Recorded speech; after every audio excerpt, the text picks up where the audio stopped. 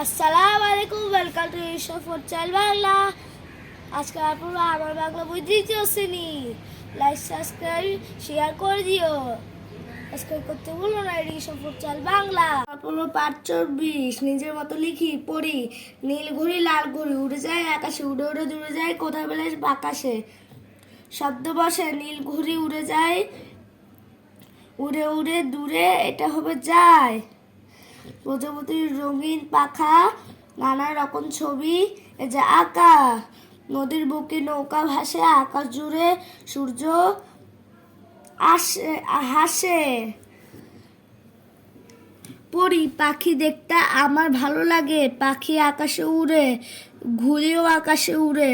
পাখি সুন্দর, ঘুড়িও সুন্দর, আমি যদি পাখির মতো উড়তে পারতাম।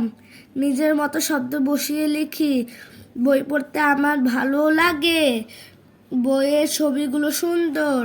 বাবা আমাকে বই কিনে দেন। মা এটা কি বই? আমি বইয়ের মতো ছবি আঁকবো। নিজের ভালো লাগার কথা লিখি।